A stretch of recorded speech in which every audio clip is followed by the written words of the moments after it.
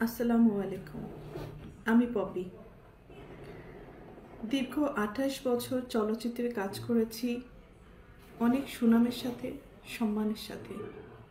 কোটি কোটি দর্শকদের ভালোবাসা পেয়েছি, ইন্ডাস্ট্রির মানুষের ভালোবাসা পেয়েছি। কিন্তু এই মুহূর্তে আমি ক্যামেরার সামনে কথা বলছি একজন ব্যর্থ মানুষ হিসাবে। ব্যর্থ মানুষ বলছি এই কারণে, সবার মন জয় করতে পারলেও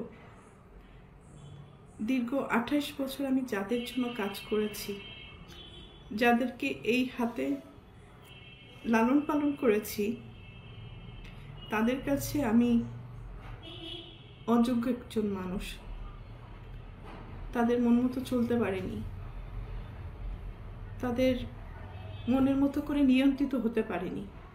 হয়েছি, একসময় হয়েছি, কিন্তু এখন হতে পারি না। তার করে বলেছি আমি একজন ব্যর্থ মানুষ। একটা মানুষ তো সবসময় সবার কাছে ভালো হতে পারে না, সব সময়ের জন্য ভালো হতে পারে না। আমি যখন ইনকাম করেছি, দু হাতে দিতে পেরেছি, লুটাতে পেরেছি, তখন আমি আমার পরিবারের কাছে অনেক প্রিয় একজন মানুষ ছিলাম। এখন দিতে পারি না, হয়তো তাদের প্রয়োজন অনুযায়ী, যার কারণে আমি এখন তাদের কাছে গলার কাটা, শত্রু এবং অপছন্দের একজন মানুষ। দীর্ঘ 2 দিন যাবৎ আমি আসলে দেখলাম যে আমার পরিবার কতটা নিচে নামতে পারে, কতটা হীন পরিচয় দিতে পারে, কত হিংস্র ব্যবহার করতে পারে, কত নোংরা শব্দ ইউজ করতে পারে। সাথে আমার মিডিয়া, তারাও আমার একসময় চলার পথের সঙ্গী হিসাবে কাজ করেছে। মিডিয়ার কাছ থেকে সবসময় আমি সহযোগিতা পেয়েছি, ভালোবাসা পেয়েছি, সাপোর্ট পেয়েছি। কিন্তু আমার পরিবারের কয়েকটা মানুষের মিথ্যা কিছু কথাবার্তা, মিথ্যা অভিনয়, মিথ্যা নাটক, মিথ্যা অভিযোগ বলার সাথে সাথে যে মানুষগুলো আমাকে সব থেকে বেশি চেনার কথা, জানার কথা, সাপোর্ট করার কথা, সেই মানুষগুলো ওই মানুষগুলো আমার পরিবারের মানুষগুলোর কথা অনুযায়ী আমাকে ভুলভাবে আমার দর্শকদের কাছে বলেন, বাংলাদেশের মানুষের কাছে খুব বাজেভাবে উপস্থাপন করেছে। তো এর থেকে দুঃখজনক আর কিছুই হতে পারে না। যাদের জন্য কাজ করেছি আজকে তারা কেউই আমার না।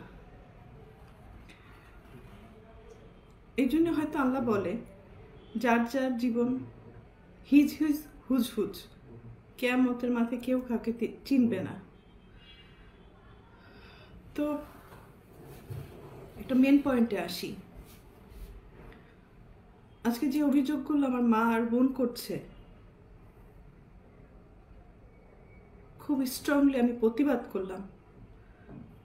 এর পুরোটাই মিথ্যে, বানোয়াট, এবং তাদের স্বার্থ উদ্ধার হয়নি বলে আজকে সত্য একটা জিনিসকে অসত্য বলে প্রমাণিত করার চেষ্টা করছে।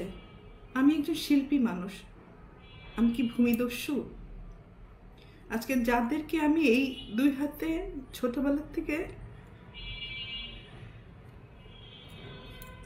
লালন পালন করেছি, যাদেরকে আমি মানুষ করেছি, আমার জীবনের অনেকগুলো সময়, সুন্দর একটা সময়, প্রতিটা মানুষের একটা সুন্দর সময় থাকে নিজের জীবন উপভোগ করার সময়। সেই সময়টা আমি তাদের জন্য ব্যয় করেছি, তাদের পিছনে ব্যয় করেছি, তাদেরকে মানুষ করার জন্য। কারণ আমার বাবা মায়ের সন্তান আমার সন্তান না, কিন্তু তারা তো আমার দায়িত্ব না। তারপরেও আমি আমার ভাই বোনদেরকে নিজের সন্তান হিসেবে লালন পালন করেছি, দায়িত্ব পালন করেছি। নিজের ভবিষ্যৎ, নিজের ভালো লাগা, মন্দ লাগা অনেক কিছুই বাদ দিয়ে দিয়েছি শুধু আমার ভাই বোনদেরকে মানুষ করার জন্য। কিন্তু এখন এসে দেখলাম মানুষ তো হয়নি, হিংস্র কিছু পশুও বলবো না, পশুরা তো আসলে খুব কৃতজ্ঞতা থাকে পশুদের মধ্যে, কিন্তু এদের মধ্যে সেই কৃতজ্ঞতা বোধটুকুও নেই। আর উপরের দিকে থুতু ফেললে তো নিচের দিকেই আসে। কাদের নামে অভিযোগ করব? অভিযোগ তো আসলে করে বাইরের লোকদের মানে নামে।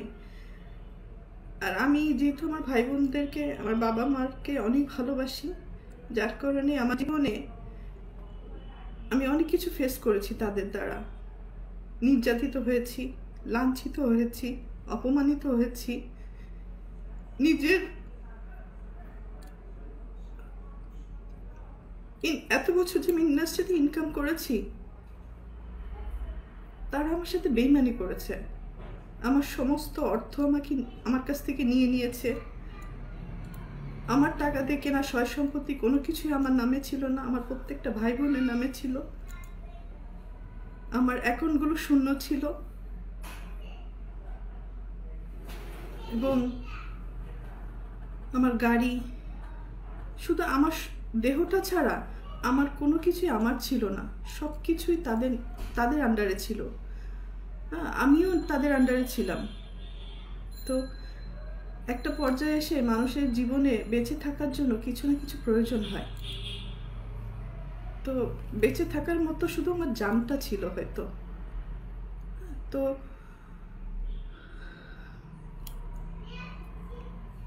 একটা পর্যায়ে এসে যখন আমি জানতে পারলাম আমার পরিবারই আমার সাথে বেইমানি করেছে, আমাকে ঠকিয়েছে, আমার সব কিছু কেড়ে নিয়েছে, এগুলো জানার পরে আমি চুপ ছিলাম। আমি যাদেরকে কোলে পিঠে মানুষ করেছি এই হাত দিয়ে, আমি তাদের দ্বারা অনেক বেশি নির্যাতিত হয়েছি। তারা আমাকে ফিজিক্যালি অ্যাসল্ট করেছে, আমার টাকা চুরি করে আমাকে মারার প্ল্যান করেছে, আমাকে খুন করে ফেলার জন্য টাকা দিয়েছে খুনিকে। আমার আপন ভাই এটার সাথে জড়িত, আপন বোন জড়িত, আর একটা সামিন নামে একটা ছেলেকে পালক নিয়েছিলেন। তারপরেও আমি অ্যাকসেপ্ট করেছিলাম যে ঠিক আছে, একটা মানুষ তো, একটা বাচ্চাকে লালন পালনের দায়িত্ব নিয়েছিলাম। তো পরবর্তীতে দেখলাম এটা যখন হাতে পায়ে বড় হয়ে গেছে, তখন ওই হাত দিয়েই আবার আমাকে আঘাত করেছে। অনেক সময় এইগুলো কিন্তু আমার মুখের কথা না, এটা সত্য ঘটনা। এটা থানায় জিডি হয়েছে, মামলা হয়েছে এবং তাদেরকে আটক করা হয়েছিল এই ক্রাইম করার জন্য। পরবর্তীতে আমি তাদেরকে মাফ করে দিয়েছি, কারণ আমার ভাই বোন তো, ভুল হইতেই পারে। সন্তান হিসাবে মাফ করে দিয়েছিলাম। পরবর্তীতে দেখি যে এগুলো বাড়তেই আছে। এবং আমার মা তো আসলে অনেক বড় একটা শব্দ, কিন্তু পৃথিবীতে সব মা না। ভালো মাও আছে, খারাপ মাও আছে। দুর্ভাগ্যবশত আমার মাটা হয়তো আমাকে সেই পরিমাণ ভালোবাসতে পারেনি, কারণ আমি আমার মার কাছে, পরিবারের কাছে সবসময় সোনার ডিম পাড়া একটা হাঁস ছিলাম, মানে দুধ দিয়ে একটা গরু ছিলাম, টাকা ছাপানোর মেশিন ছিলাম। সন্তান হিসেবে কখনো ওই ভালোবাসাটা, ওই কেয়ারিংটা পাইনি। তারপরও কোনো অভিযোগ নেই, আগেও ছিল না, এখনো নেই। আর আমি আমার মনকে বুঝ দিয়ে নিয়েছি, আর পাবো না কখনো তাদের কাছ থেকে সেই ভালোবাসাটা।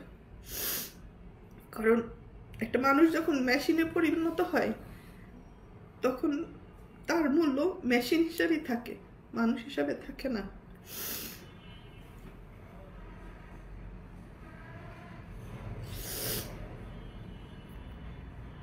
তো যাই হোক, আমার বাপ মা আমাকে আমার সাথে অনেক বড় বিশ্বাসঘাতকতা করেছে। আমার সমস্ত টাকা পয়সা আমার বোনের অ্যাকাউন্টে শিফট করেছিল। তো তারপরে আমি কিছু বলিনি। আমার ইন্ডাস্ট্রির কিছু মানুষ, আমাকে যারা ভালোবাসে, তারা আমাকে সাপোর্ট করেছে। ওই সময় 2007-এর ঘটনা বলছি, মানে একটা টাইমে আমি যে জানতে পারলাম কোনো কিছুই আমার ছিল না। পরে আমাদের ফিল্মের কিছু মুরব্বীরা মিলে এটা সেটেল করে দিয়েছিল যে পপির একে শূন্য হাতে মেয়েটাকে রাস্তায় ফেলে দিলেন। বিশেষ করে আলমগীর ভাইয়ের কথা বলবো, কারণ আলমগীর ভাই আমার কাছে, হয়তো আপনাদের কাছে হিরো, কিন্তু আমার কাছে একজন, বলবো যে আমার সবচেয়ে বড় ওয়েলিশার ছিলেন বাদল খন্দকার।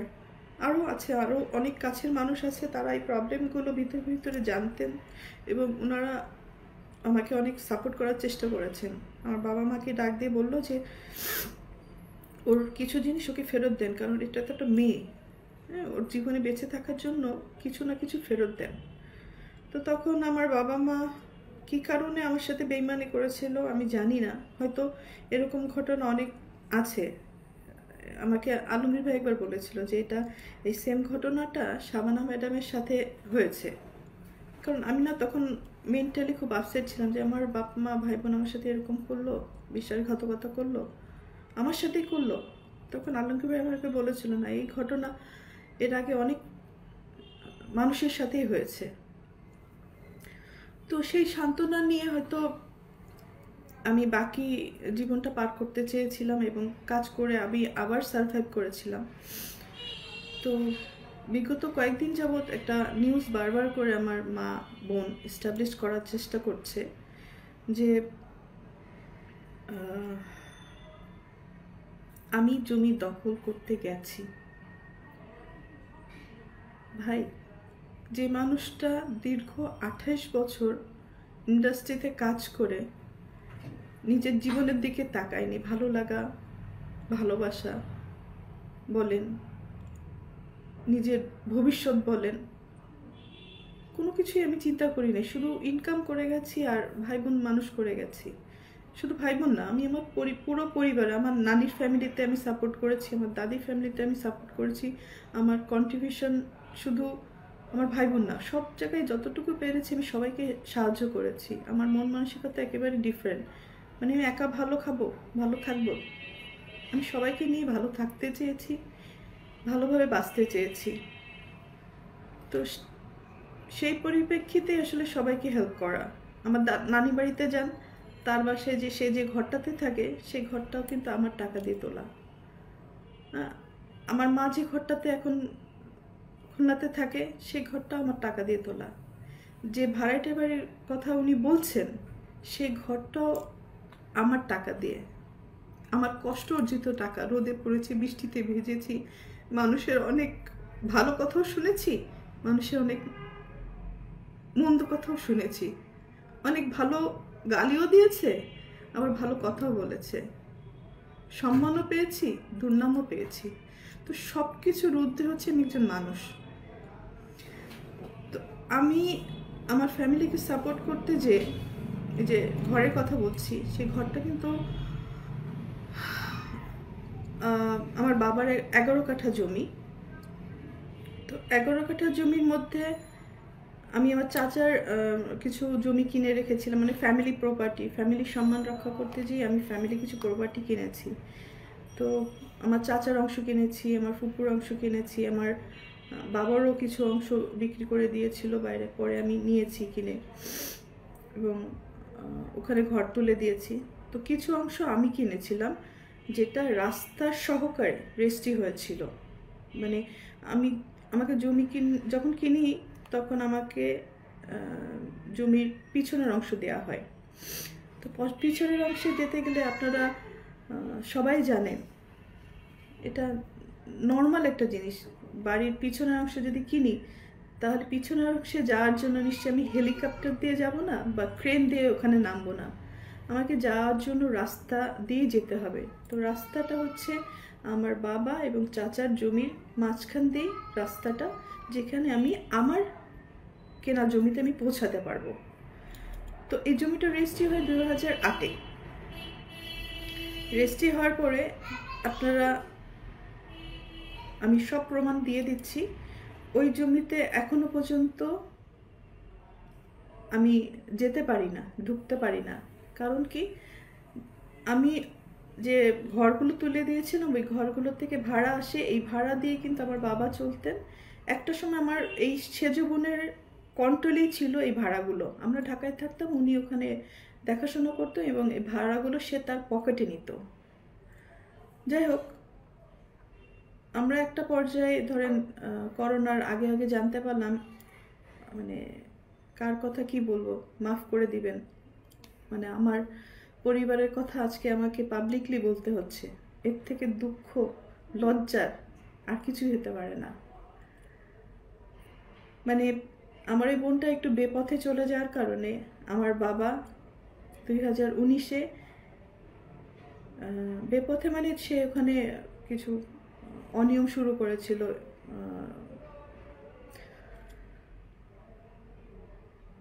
নেশা জাতীয় ব্যবসা শুরু করেছিল, জিনিসের স্মাগলিং শুরু করেছিল, সুদের ব্যবসা শুরু করেছিল। তো আমাদের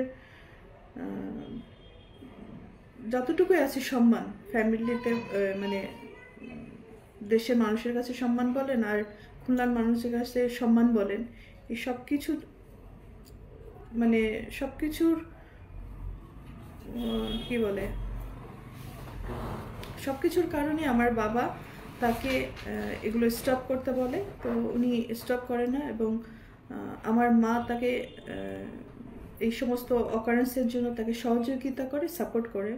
তো যার কারণে আমার মা এবং বাবার সাথে এগুলো নিয়ে দ্বন্দ্ব বাঁধে এবং দ্বন্দ্বের এক পর্যায়ে যে আমার বাবাকে খেয়ালি মারধর করে এবং রক্তাক্ত করে দেয়।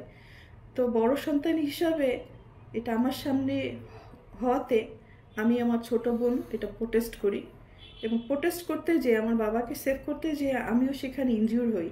হ্যাঁ, আমার ছোট যে পালিত ভাই বলে, তথাকথিত ছোট ভাই সামির এবং বোন খেয়ালি, ওনারা আমাকে, আমার বাবাকে প্রচুর পরিমাণ মারধর করে। সেটা পুরো খুলনা শহর সবাই জানে, আমার ফুল ফ্যামিলি জানে। এবং আমার কাজিন আছে, ফুফাতো ভাই, সেও পাশ থেকে, সবাই তো আসলে মুভ করে না। আমার এই ফুফাতো ভাইটা, ভাই 2-4 জন ছিল যারা এসে দেখে যে আমার বাবাকে আমাকে পিটাচ্ছে, মানে মেরে ফেলার উপক্রম হয়েছে, সেই মুহূর্তে ওরা এসে আমাদেরকে সেভ করে এবং তারাও এই আক্রোশের শিকার হয়। তো ওই মুহূর্তে বাসার মধ্যে আমাদের ফ্যামিলিতে ডিসিশন হলো যে, এবং আম্মিরও কিছু যোগাযোগ শুরু হলো যেটাতে আসলে স্বামী হিসাবে আমার বাবা মেনে নিতে পারেননি।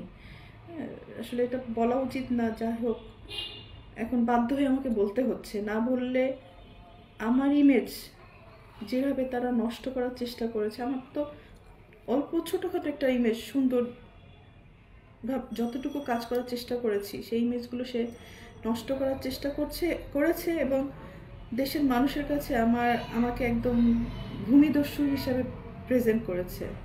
হ্যাঁ, একজন নায়িকা হিসেবে না, আমাকে একজন ভিলেন হিসেবে প্রেজেন্ট করে ফেলেছেন, যেটা একেবারেই মিথ্যা কথা।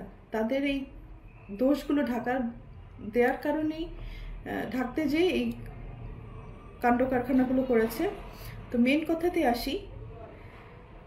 তো ওই সময় আমার বাবা তাকে ডিভোর্স দিতে চেয়েছিলেন এবং বাসার থেকে দীর্ঘ 4 বছর আমার মা এবং বোনকে আমাদের বাড়ি থেকেই উনি বের করে দিয়েছিলেন। এটা আমাদের ফিল্মের সবাই জানে, আমাদের পরিবারের সবাই জানে, খুলনাবাসী সবাই জানে। এবং আমার বাবা অতিষ্ঠ হয়ে মারধর খেয়ে পরে উনি থানাতে জিডি করেন, আমাদের খুলনা সোনাডাঙ্গা থানা। 2019-এ 14 মে একটা জিডি আছে, এটা আমি দিয়ে দিব বা আপনারা খুঁজলে সবাই পাবেন। ওই সময় থানার ওসি সাহেব হয়তো উনি আপনাদের ভালো করে ব্রিফ করতে পারবে ঘটনাটা। এবং র্যাবে আমার বাবা যে কমপ্লেন করে আমার এই বোনের নামে, তো ওইটার একটা আক্রোশ ছিল, যার কারণে আজকে আমাকে খুব নোংরাভাবে দর্শকদের কাছে প্রেজেন্ট করেছেন আমার মা এবং আমার বোন। তো আমি আরেকটা কথা বলি, সেদিনকে যে আমি খুলনাতে গিয়েছিলাম, খুলনাতে যার মেন কারণ হচ্ছে ওয়াসা আমাকে চিঠি দিয়েছে, যেহেতু আমার ইলেকট্রিক্যাল লাইন এবং ওয়াসার লাইন, আমার নামে যে লাইনটা আছে এটা অবৈধভাবে আমার মা বোন দখল করে রেখেছে এবং এটা ভাড়াটারা ইউজ করে। হ্যাঁ, এই ভাড়াটে বাড়ির টাকাটা ওনারা নেয়। হ্যাঁ, ওনারা বলছে আমি দখল করেছি, তো দখল যদি করি আমি, তাহলে আমার মা বোন কীভাবে টাকাটা, মানে আমার বাবা মারা যাওয়ার পরে রীতিমতো তারা ওইখানে কবজা করেছে এবং দখল করার চেষ্টা করছে।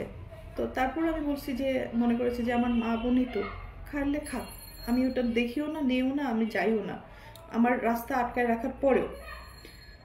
তো যেহেতু তারা ওই ইলেকট্রিকের লাইন এবং ওয়াসার লাইনটা অবৈধভাবে ইউজ করছে, তারা কোনো টাকা পয়সা পরিশোধও করে না, অনেক টাকা বকেয়া পড়ে যায়, পরে দেখা যায় যে আমার এই বিলগুলো সব পরিশোধ করতে হয়।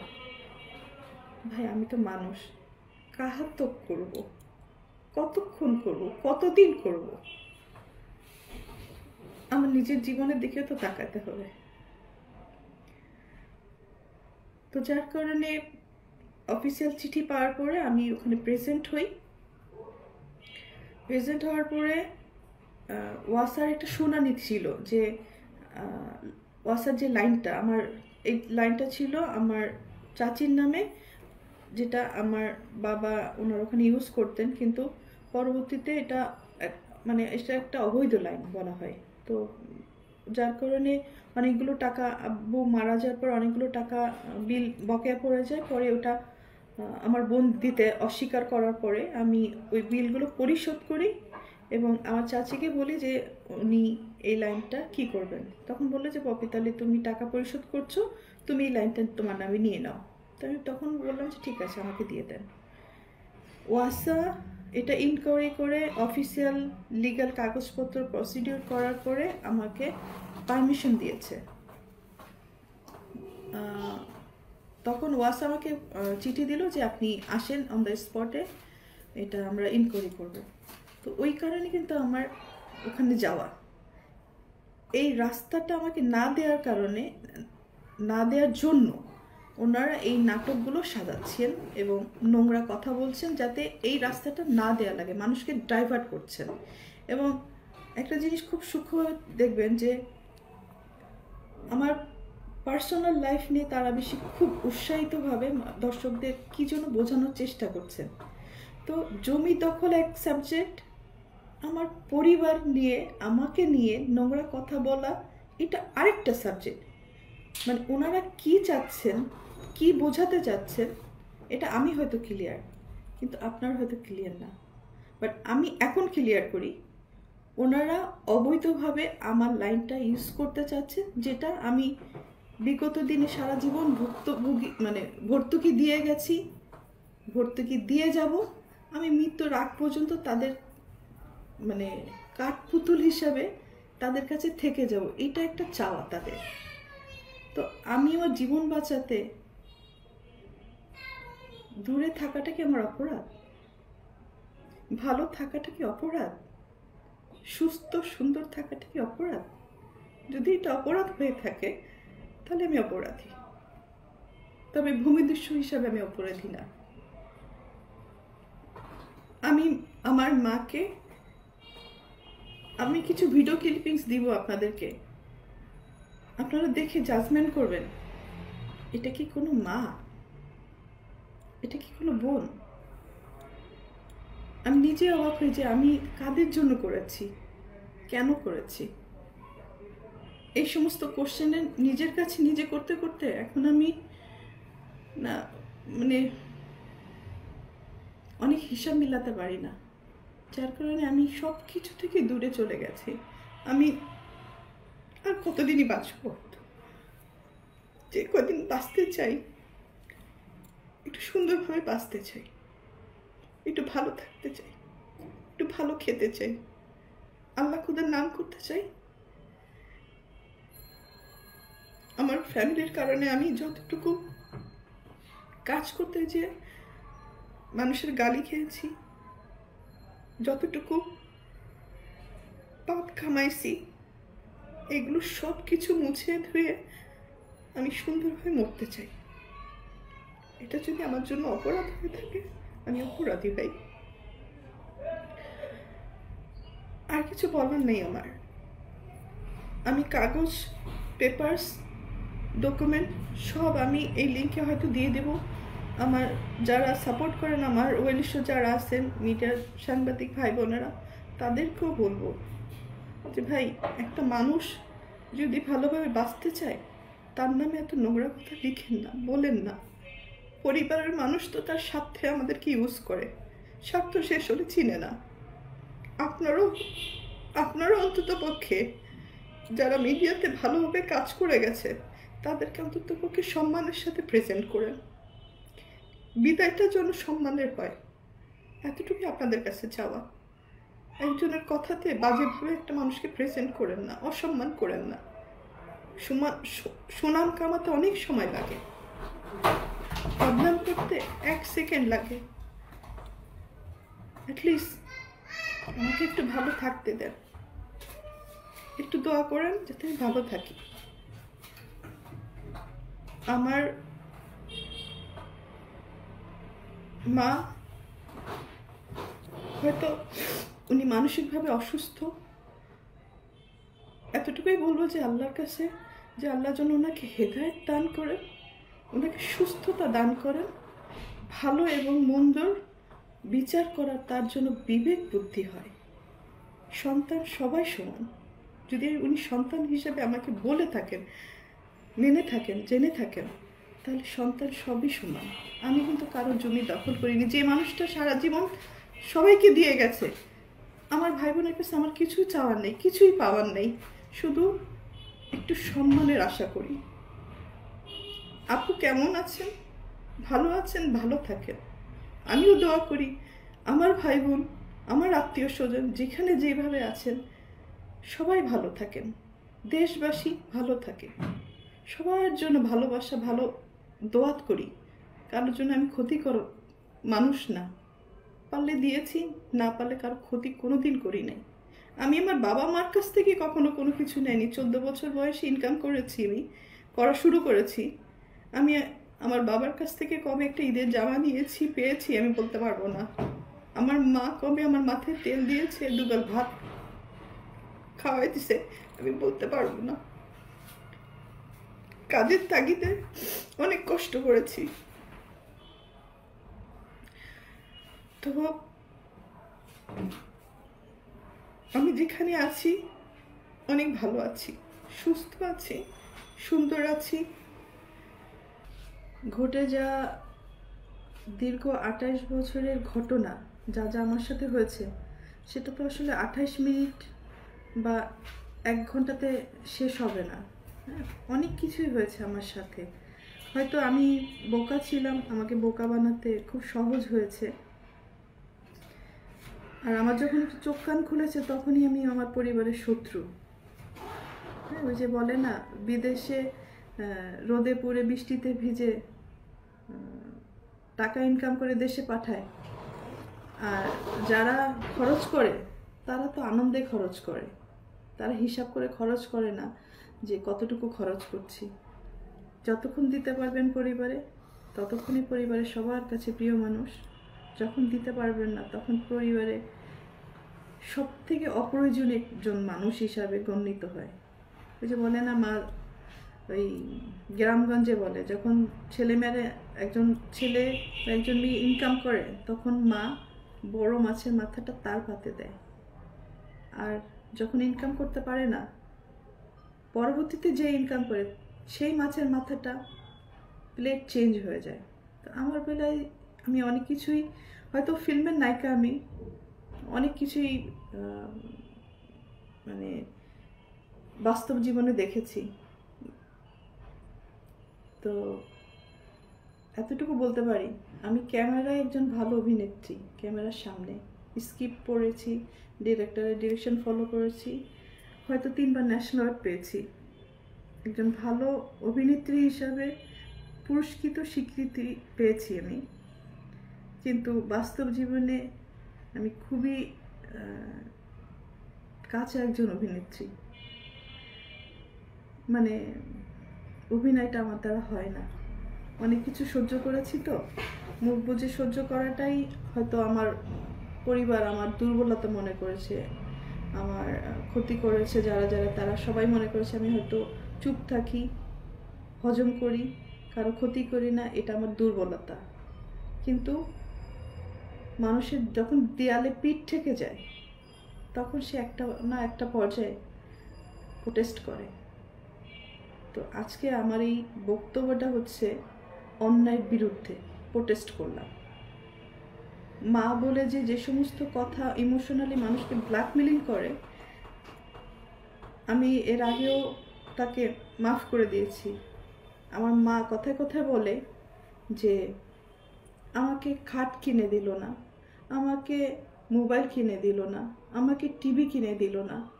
ভাই, একটা পরিবারে যখন একজন উপার্জন করে, সে যখন কোনো কিছু কিনে নিয়ে আসে, ধরেন আমি একটা ফ্যান কিনে নিয়েছি, তখন কি আমি বলবো যে মা এই ফ্যানটা আপনার জন্য শুধু আপনিই বাতাস খাবেন আর বাকিরা কেউ খাবে না?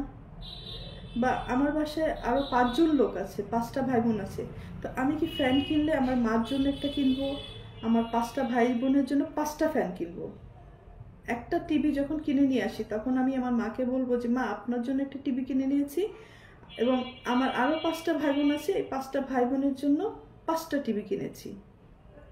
একটা ফ্রিজ যখন কিনেছি, আমি তো সংসারে সবার জন্য কিনেছি। একটা ফ্রিজ আমার মার জন্য কিনবো, আর আরও 5টা ফ্রিজ আমার ভাই বোনের জন্য কিনবো। তাহলে আবার খাটের কথা বলে যে আমার খাট কিনে দেয়নি, তো আমার মার জন্য একটা খাট কিনবো, আমার 5টা ভাই বোনের জন্য 5টা খাট কিনবো। তো এরকম আমার কাছে দাবি করা হয়েছে।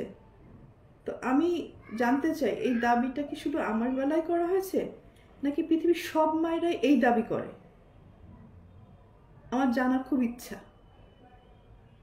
আমি যথেষ্ট চেষ্টা করেছি আমার মা ভাই বোনকে ভালো রাখার জন্য।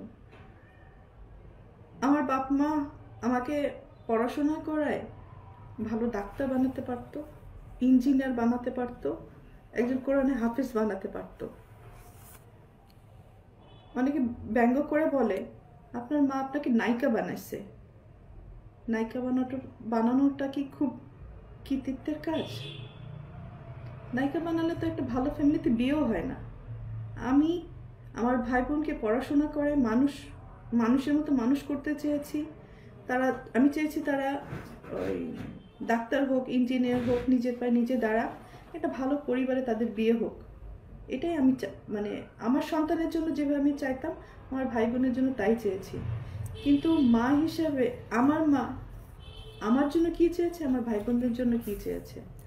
তো ওই যে বললাম না, ভালো মা খারাপ মা পার্থক্য আছে। কেউ দুধ বেচে মদ কেনে, আবার কেউ মদ বেচে দুধ কেনে। তো পার্থক্যটা হচ্ছে অনেক কিছুই। এনিওয়ে, বিদায়টা এভাবে নিব। আপনারা সবাই আমার জন্য দোয়া করবেন যাতে আমি বাকি জীবনটা ভালো করে থাকতে পারি। আর এই যে বলে যে আমি মানে তাদেরকে মারার হুমকি দিয়েছি, ভাই যে গড়ে সে কি ভাঙে? আমি তো পারি নাই ভাঙতে, তাহলে তো আমি তাদের ভাঙার চেষ্টা করতাম। আমার বোন বলেছে আমি তাকে মেরেছি, দূর থেকে একটা ফুটেজ দিয়ে যে আমি তাকে মেরেছি। মারা তো হচ্ছে চর মারা, জুতা খুলে মারা বা পিটানো, এগুলোকে মারা বলে। আমার মুখের সামনে ক্যামেরা ধরেছে, আমি ক্যামেরাটা নিয়ে ফেলে দিয়েছি। আমি তো কোনোদিন বলতে পারব না আমি শাসন করেছি আমার ভাই বোনকে, কিন্তু কখনো কাউকে আমি মারিনি, বরং তাদের কাছ থেকে মার খেয়েছি। হ্যাঁ, তারা আমাকে মারার চেষ্টা করেছে আমার টাকা পয়সা সয় সম্পত্তি হাতিয়ে নেওয়ার জন্য, হজম করার জন্য। ঠিক আছে, আমার ফ্যামিলিতে আপনি একটু জিজ্ঞাসা করবেন আমার কোন বোনটা কত টাকা ইনকাম করে বা কি চাকরি করে, কত টাকা ইনকাম করে, আমার ভাই কয় টাকা ইনকাম করে, কি চাকরি করে। হ্যাঁ, তো আমার ফ্যামিলিতে একমাত্র উপার্জনের মানে সোর্স কিন্তু আমি ছিলাম। এখন হয়তো বড় হয়ে গেছে তারা, যে যার মতো, আমাকে চিনে না। যাই হোক, আমার এটা নিয়ে আফসোস নেই, চিনতে হবে এমন কোনো কথা নেই।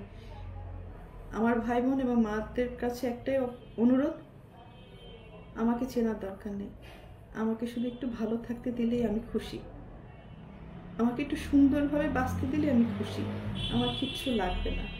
কারণ আমি সবাইকে দিয়ে এসেছি, আমি কারোর কাছ থেকে কিছু নেইনি। আমার ভাই বোন আমাকে খুন করতে আসে, এই যে কদিন আগেও আমাকে যখন খুন করতে এসেছিল আমি তাকে মাফ করে দিয়েছিলাম।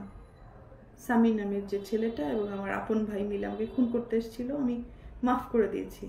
কিন্তু কদিন আগে বসুন্ধরায় ডাকাতি করতে যে ধরা পড়েছে ডিজিএফ এর পরিচয় দিয়ে, সেখানে কি মাপ পাবে? এগুলো কিন্তু আমার ওই ছোট বোনটার কর্মফল। একটা বাচ্চাকে আনলেই হয় না বা জন্ম দিলেই হয় না, তাকে লালন পালন করতে হয়, মানুষ করতে হয়। আমার মা অন্যায় কাজে সাপোর্ট না দিয়ে ভালো কাজে সাপোর্ট করলে, শাসন করলে আজকে তারা এই পথে যেত না। হায় রে দুনিয়া, একটা কথা না বললেই না। আজকে পৈতৃক সম্পত্তি নিয়ে আমার মা আর বোন যে নোংরামিটা করলো, দীপু আমার মা আর বোনকে বাসা থেকে বের করে দেওয়ার পরে দীর্ঘ 4.5 বছর 5 বছর বাবা আমার কাছে ছিল, তার সবকিছু আমি দেখাশোনা করেছি, তার ট্রিটমেন্ট থেকে শুরু করে সবকিছু আমার দায়িত্বে ছিল। তো অনেকবার সে হসপিটালে গেছে, অনেকবার সুস্থ হয়ে বাসায় ফিরেছে। তো এই সম্পত্তির কারণে অনেক বড় বড় ঘটনা আমার সাথে হয়েছে, শেষের দিকে আব্বুর সাথে হয়েছে। মানে বাবা যখন হসপিটালে ছিল, মানে তার ট্রিটমেন্টের সমস্ত টাকা পয়সা আমার টাকা, আমার এফডিআর ভেঙে আমি 1 কোটি টাকা কম হবে না, বেশি হবে, মানে যদি এটা বলতে হয়, আমি তার পিছনে আমার এফডিআর ভেঙে পেমেন্ট করেছি। সেই রিসিট বলেন, প্রমাণ বলেন, সব আমার কাছে আছে। স্টেট ব্যাংকে স্টেটমেন্ট উঠালে তো পাওয়া যাবে, এবং আপনারা হসপিটালে খোঁজ নিলেই পাবেন। অথচ যার সম্পত্তি নিয়ে এত নোংরা কথাবার্তা হচ্ছে, দখলদারি নিয়ে এত কথাবার্তা হচ্ছে, তারা কিন্তু একটা টাকাও খরচ করেনি আমার বাবার অসুখের সময়। যেই মারা গেল সেই তার সম্পত্তি নিয়ে ভাগাভাগি করছে, ব্লেম দিচ্ছে, নোংরামি করছে, দখল বুঝে নিচ্ছে। আর দীপু, বাবার লাশটাও ধরতে চাও নাই। আর আজকে বাবার সম্পত্তি নিয়ে কত রকম নোংরামি করছো। কোথায় ছিল এই সমস্ত? মানে তখন একবার চিন্তা করা উচিত ছিল, যার সম্পত্তি নিয়ে তুমি লাফালাফি করছো, ভোগ দখল করার চেষ্টা করছো, সেই লোকটাকে সারা জীবন গালি দিছ, তার সাথে দুর্ব্যবহার করছো, তার চেহারাও দেখো নাই। সব প্রমাণ কিন্তু আমার কাছে আছে, এটা আমি এখন দিব তোমাকে, যেত না। যাই হোক, শেষটা এটাই বলবো, আপনারা সবাই ভালো থাকেন, আমাকেও ভালো থাকতে দেন, সম্মানের সাথে যেন আমার মৃত্যু হয় এই কামনাটুকু করে আমি বিদায় নিই।